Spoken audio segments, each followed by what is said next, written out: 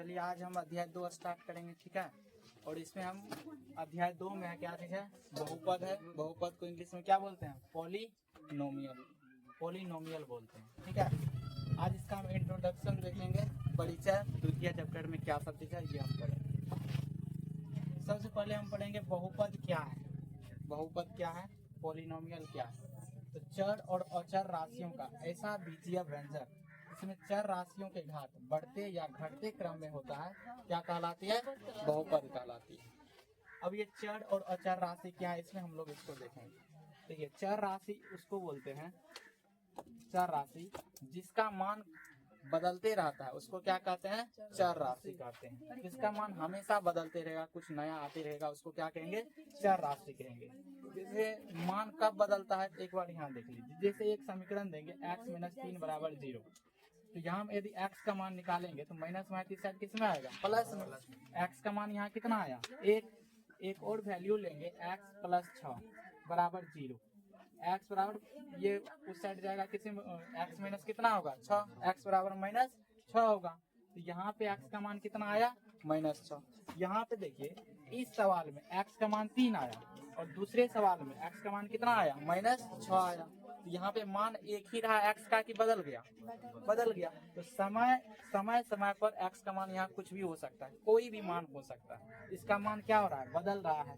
ये x को हम कौन सा राशि बोलेंगे? चर राशि। कौन सी राशि बोलेंगे? चर राशि बोलेंगे। तो ऐसा सभी चीज जिसका मान हमेशा बदलते रहता है उसको हम क्या कहेंगे? चर राशि बोलेंगे।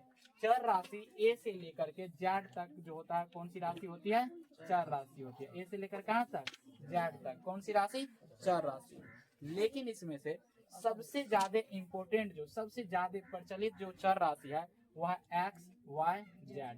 ये तीन ठो सबसे प्रसिद्ध चर राशि है, सबसे ज्यादा इसी का यूज करते हैं। है तो a से z तक, लेकिन x, y, z ये तीन जो है सबसे ज्यादा प्रसिद्ध चर राशि है। समझ गए ना? a को हम लोग कभी कभी कोई संख्या भी मान लेते हैं। क्या चीज मान लेते हैं? कोई संख्या भी मान लेते हैं। b को भी संख्या मान लेते हैं, c को भी, d को भी। लेकिन x, y, z को कभी हम संख्या नहीं मानते हैं। इसलिए x, y, z सबसे ज्यादा इम्पोर्टेंट क्या है? ये चर राशियां हैं। समझ गए इस बात को?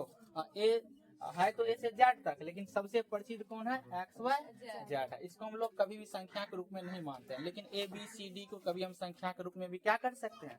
मान सकते हैं। दूसरा चीज है अचर राशि। किसको कहेंगे? क्या चीज? अचर राशि। अचर राशि कहेंगे जिसका मान कभी नहीं बदलता है, उसको हम क्या कहेंगे? अचर राशि कहेंगे। जैसे कोई भी नंबर हो गया, कोई भी क्या हो गया? नंबर एक अचर राशि होता है। जैसे हम बात करें 5 कौन सी राशि होगा? अचर राशि। क्योंकि 5 का मान कभी भी 6 लिख सकते हैं, या 5 का मान 5.3 भी लिख सकते हैं, नहीं लिख सकते। 5 है तो हमेशा इसका वैल्यू कितना होगा? 5 ही होगा। तो ये कौन सी राशि हो गया? अचर राशि हो गया। समझ गए इस बात को? तो कोई भी संख्या क्यों ना हो वह एक अचर राशि होती है। जैसे हम बात करें 100, कौन सी राशि होगा?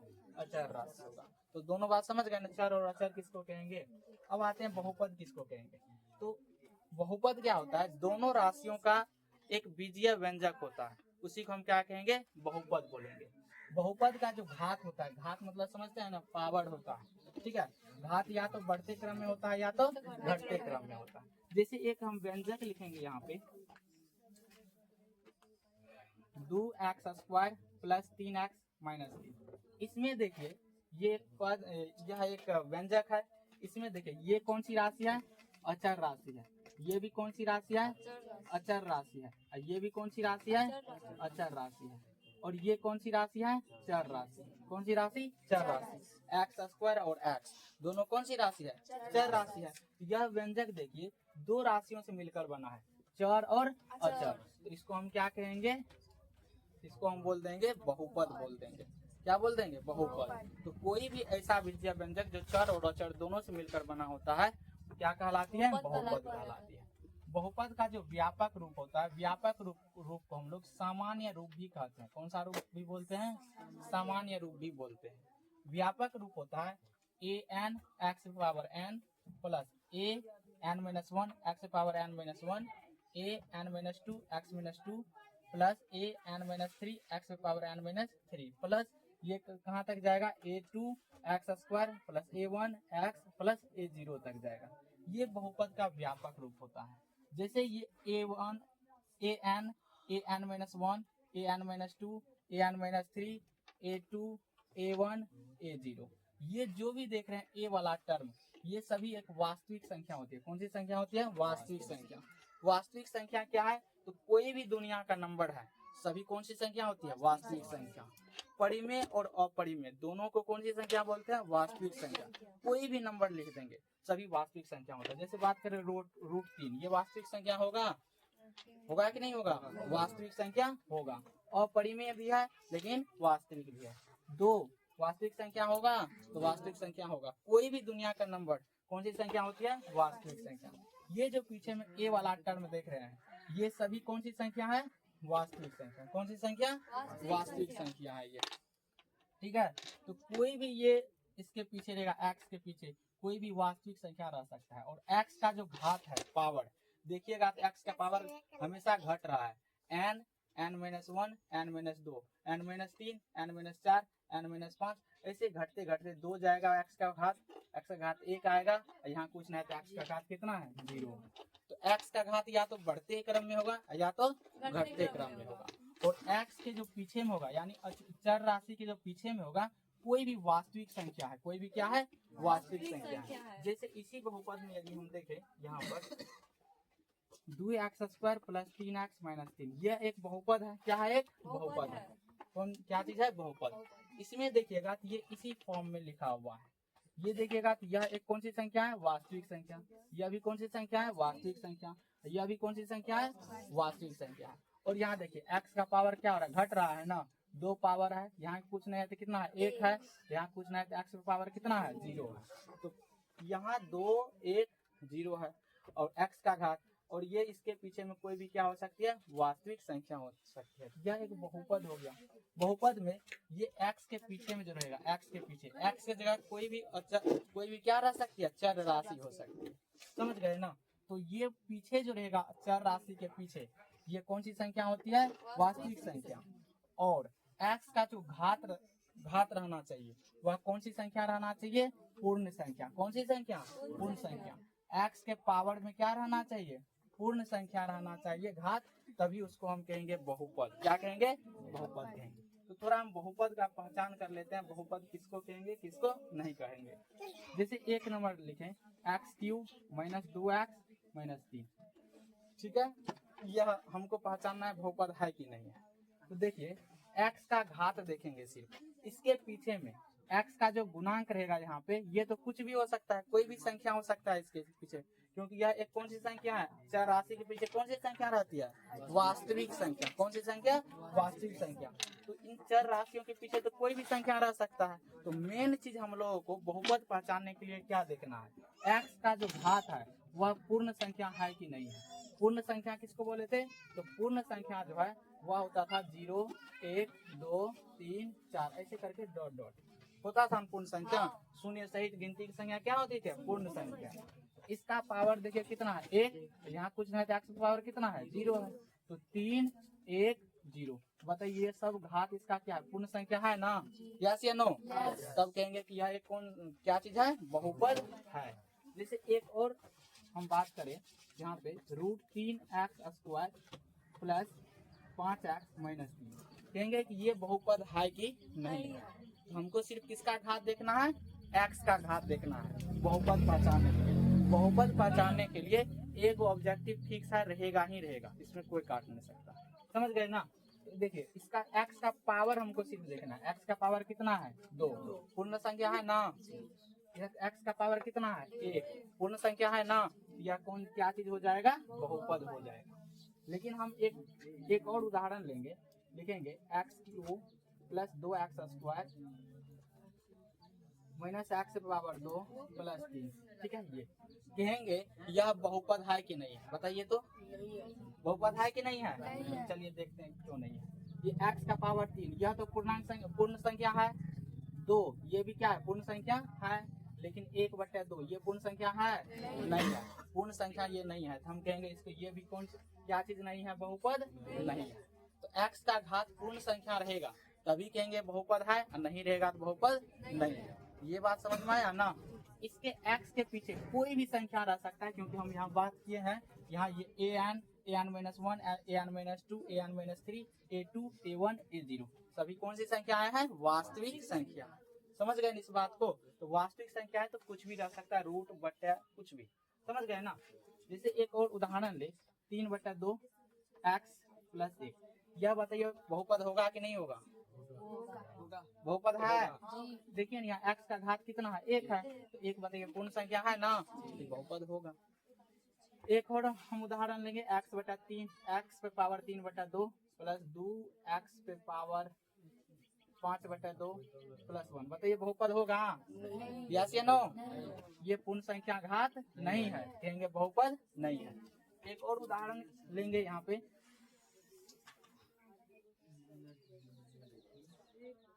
√x जैसे x² प्लस √x 3√x - 1। बताइए ये बहुपद होगा? यस या नो? बहुपद होगा। x का घात देखिए ना, पूर्ण संख्या है। बहुपद पहचानने के लिए एक ही चीज देखेंगे, x का घात। समझ गए ना? तो बताइए पूर्ण संख्या है, बहुपद है कि नहीं है? हाँ, आप लोग को हमको यही उम्मीद था। x² प्लस 3, देखिए x है यहाँ पे, रूट का मतलब होता है पावर में 1/2। रूट का मतलब क्या होता है? पावर में 1/2। रूट हटाएंगे तो पावर में 1/2 आएगा, -1। अब बताइए बहुपद है कि नहीं है? बहुपद नहीं है। तो रूट का मतलब पावर 1/2 होता है।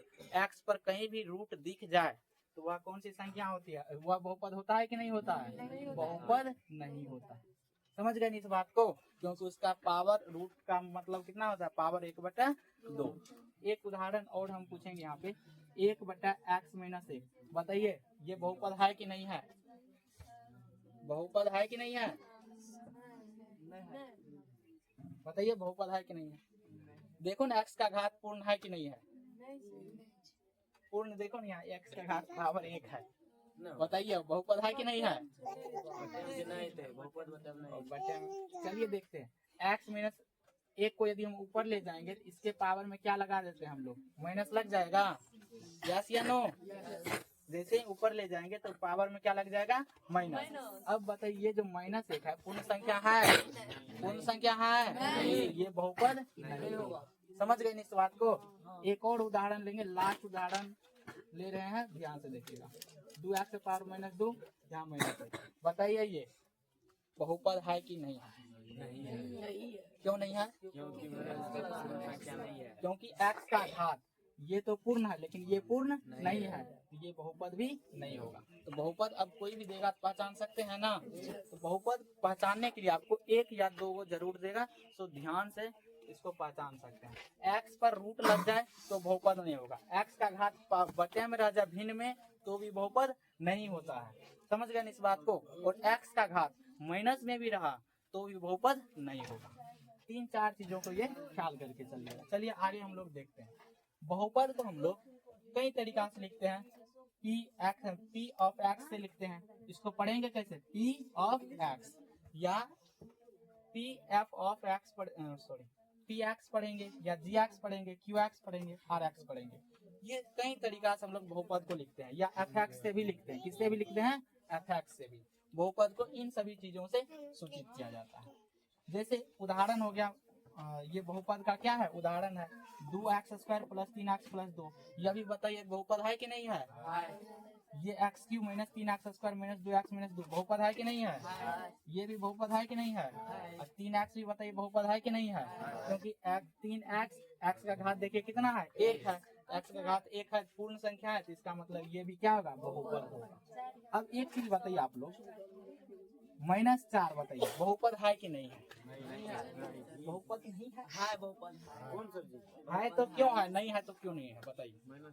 है तो ने कुछ जीरो है। हाँ, यहाँ कुछ नहीं है तो x का पावर कितना है? 0 है। अब बताइए x का घात पूर्ण संख्या है कि नहीं है? तो बताइए ये -4 बताइए ये बहुपद होगा कि नहीं होगा? ये बहुपद होगा। अब ये बहुपद का घात किसको कहेंगे? बहुपद का घात किसे कहेंगे? ध्यान से देखिएगा। ये भी पूछा जाता है एगो ऑब्जेक्टिव। किसी बहुपद के अधिकतम घात को, अधिकतम मतलब होता है सबसे ज्यादा, अधिकतम मतलब क्या होता है सबसे ज्यादा, सबसे अधिक। कोई भी बहुपद दिया रहेगा उसके अधिकतम सबसे ज्यादा जो पावर रहेगा उसी को हम क्या कहेंगे, बहुपद का घात कहेंगे। जैसे एक बहुपद है, इसमें सबसे ज्यादा पावर कितना है, 2, अधिक से अधिक कितना पावर है, 2 है, तो ये बहुपद का घात हो जाएगा। बहुपद का घात कितना हो गया, 2 हो गया। ये बहुपद दिया है, इसमें बहुपद का घात कितना होगा, 3 होगा। सबसे ज्यादा पावर कितना है, 3 है, तो बहुपद का घात कितना हो गया, 3 हो गया। जैसे एक और हम बात करें, 9x7 प्लस 9x6 9 या x5 माइनस 1, इसमें बहुपद का घात कितना होगा बताइए तो, 7। बहुपद का घात कितना होगा, 7। जो भी बहुपद का सबसे अधिक जो घात रहेगा वही बहुपद का क्या कहलाता है, घात कहलाता है। बहुपद का गुणांक किसको कहेंगे, तो 9th क्लास में भी ये सारे चीज पढ़े हैं, फिर से लेकिन 10th में भी पढ़ लीजिए, याद चलाएगा। बहुपद के चर राशियों में जो संख्या गुना रहता है उसे क्या कहते हैं, बहुपद का गुणांक कहते हैं। कोई भी बहुपद रहेगा उनके चर राशि में जो संख्या गुना रहता है उसी को हम क्या बोलते हैं, बहुपद का गुणांक। जैसे यहाँ पे देखें x² माइनस 2x प्लस 3, ये कोई क्या है, बहुपद है। यहाँ पे इसका चर राशि क्या है, एक x² है।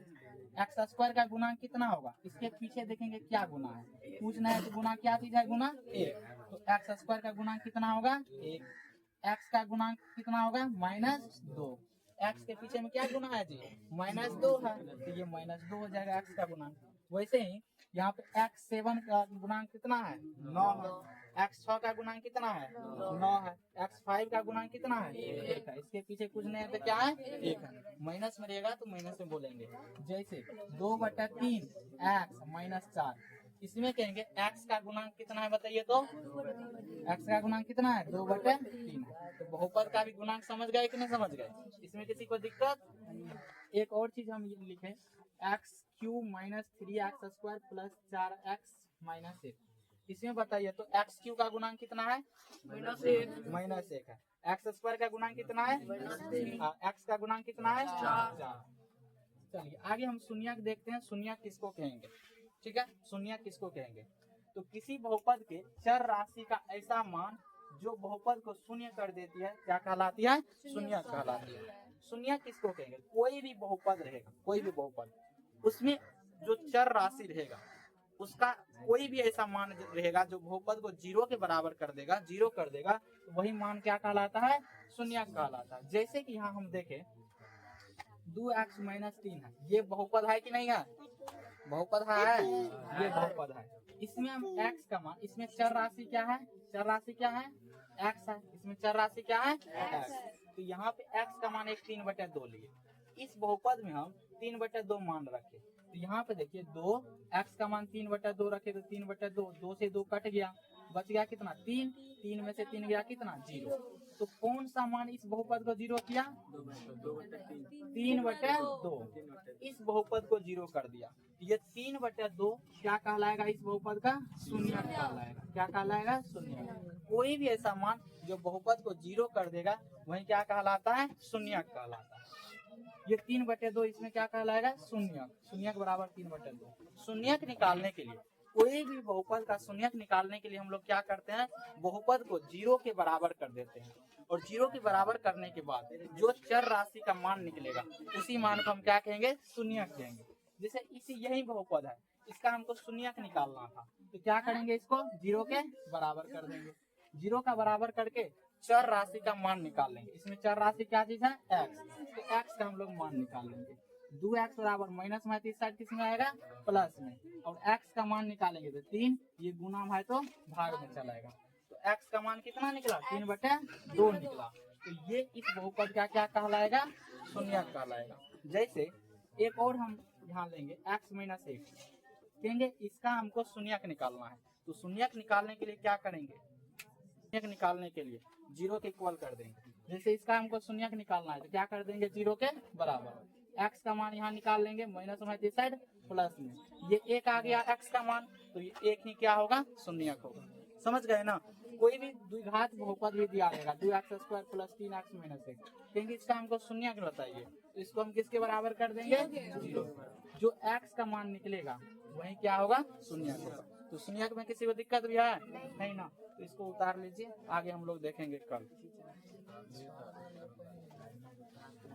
20 मिनट का वीडियो